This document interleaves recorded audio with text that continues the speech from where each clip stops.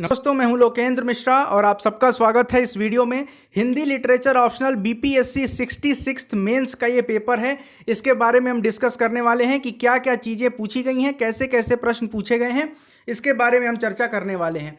तो देखिए, प्रश्न पत्र जो होता है वो 2 खंडों में विभाजित होता है, आपको पता है। और इसमें प्रत्येक ही प्रश्न के विभिन्न भागों के उत्तर अनिवार्य रूप से लिखने हैं। ये आपका इसमें जो शुरुआत में जानकारी दी जाती है जो कि आपको फॉलो करना होता है।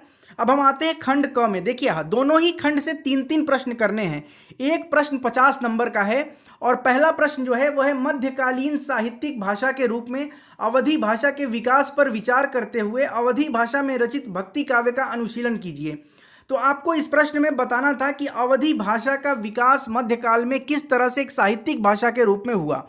ठीक, उसके बाद आपको बताना था कि अवधी भाषा में जो भक्ति काव्य रचित हुए हैं, जैसे कि रामचरितमानस जो तुलसीदास ने रचना की, इस तरह के और भी जो भक्ति काव्य रचे गए अवधी भाषा में, उसके बारे में आपको बताना है।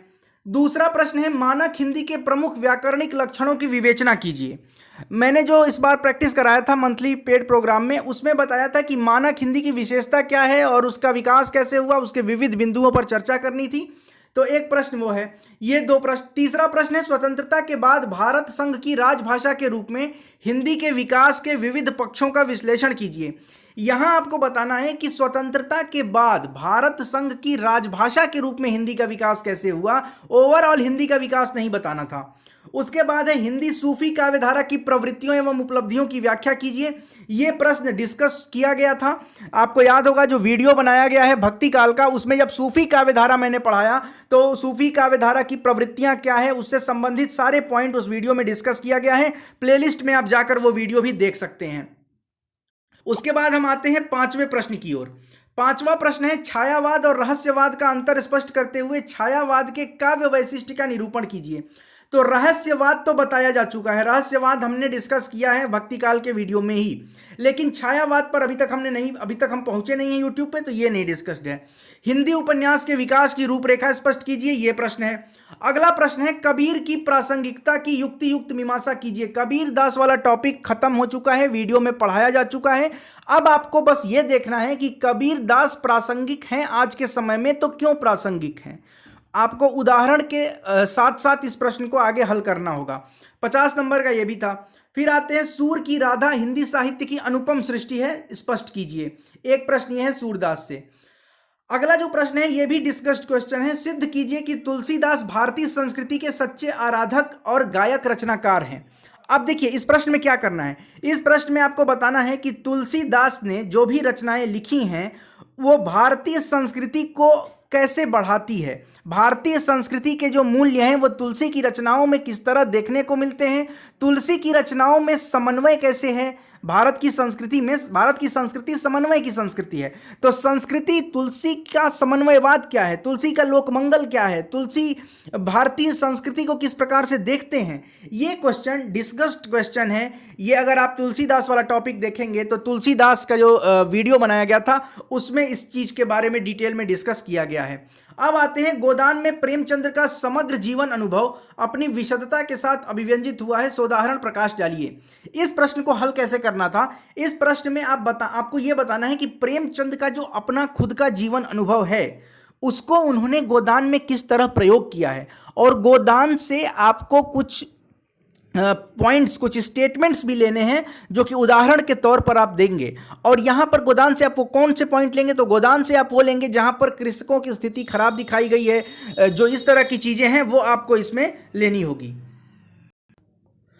तो अगला प्रश्न जो है वो है 11वां नंबर प्रश्न कि आचार्य शुक्ल के निबंध विषय प्रधान है या व्यक्ति प्रधान, इस कथन की युक्ति युक्त विवेचना कीजिए। अभी हमने निबंध नहीं पढ़ा है तो इस प्रश्न को आप नहीं, मतलब मेरे पढ़ाए वीडियो के माध्यम से नहीं कर सकते हैं। फिर हम आते हैं जो व्याख्या करने वाले प्रश्न हैं, तो इसमें 2 है और दोनों ही आपको 25-25 नंबर के हैं, दोनों का आपको व्याख्या करना है।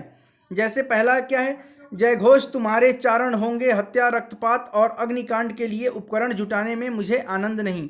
विजय तृष्णा का अंत पराभव होता है। अलक्षेंद्र राज्य सत्ता सुव्यवस्था से बढ़े तो बढ़ सकती है, केवल विजयों से नहीं, इसलिए अपनी प्रजा के कल्याण में लगो।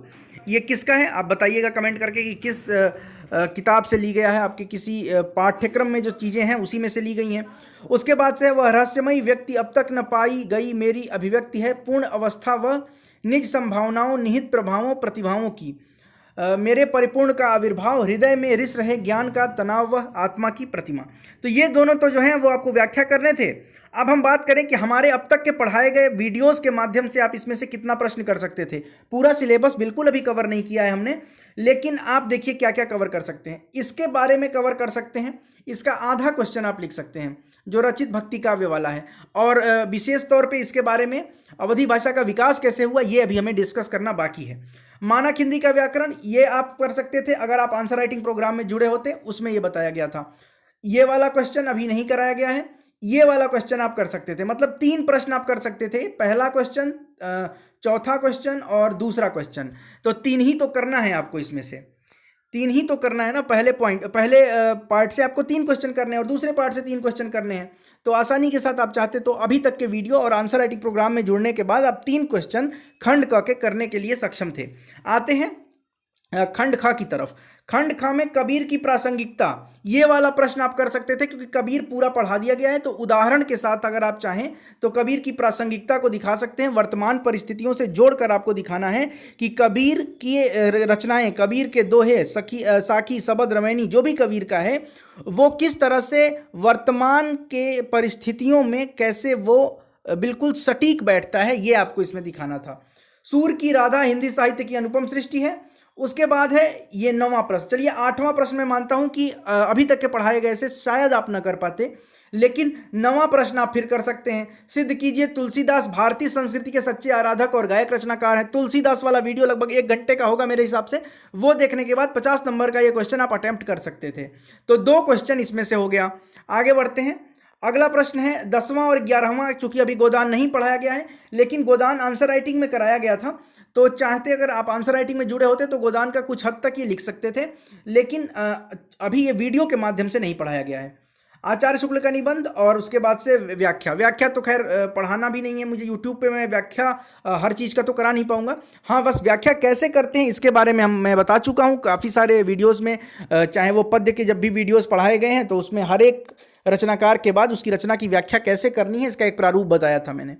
तो कुल मिलाकर अगर देखें तो अब तक के 50 वीडियोस, जो कि काफ़ी चीज़ें उसमें यूपीएससी के सिलेबस की वीडियोस हैं जो बीपीएससी की नहीं भी हैं, तो उसके हिसाब से आप अगर पढ़े होते और आंसर राइटिंग का कोर्स ज्वाइन किया होता 1 महीना, बस जो पिछला महीना था जुलाई महीने का, अगर आपने आंसर राइटिंग ज्वाइन किया होता तो आप जो 6 प्रश्न करने होते हैं उसमें से 5 प्रश्न आप अटेम्प्ट कर सकते थे बहुत आसानी के साथ।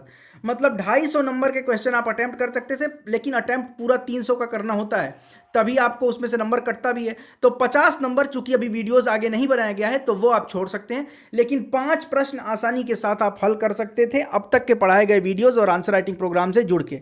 अगर आप आंसर राइटिंग प्रोग्राम से जुड़ना चाहते हैं तो आप 9169041691 पे व्हाट्सएप कर सकते हैं। मैं यहाँ पे नंबर लिख दे रहा हूँ, आप देखिएगा 9169041691। याद रखिए इस पे आपको फ़ोन नहीं करना है, कॉल नहीं करना है, केवल व्हाट्सएप करना है, और व्हाट्सएप करके आप कोर्स की जानकारी ले सकते हैं। 2 अगस्त से हमारा नया बैच शुरू हो रहा है बीपीएससी, यूपीएससी और यूपीपीसीएस के हिंदी लिटरेचर ऑप्शनल की आंसर राइटिंग का, जो कि मंथली प्रोग्राम है। पहले सप्ताह में क्या कार्यक्रम होगा ये भी यूट्यूब पर मैंने डाल दिया है, कम्युनिटी वाले पोस्ट पे जाके आप देख सकते हैं। मिलते हैं नेक्स्ट वीडियो में, तब तक के लिए बहुत बहुत धन्यवाद। वीडियो अगर अच्छा लगता है तो लाइक करिए, कमेंट करिए, शेयर करिए, और इस पेपर का PDF प्राप्त करने के लिए आप हमारे टेलीग्राम चैनल से जुड़ सकते हैं। टेलीग्राम चैनल का लिंक नीचे डिस्क्रिप्शन बॉक्स में है। बहुत बहुत धन्यवाद।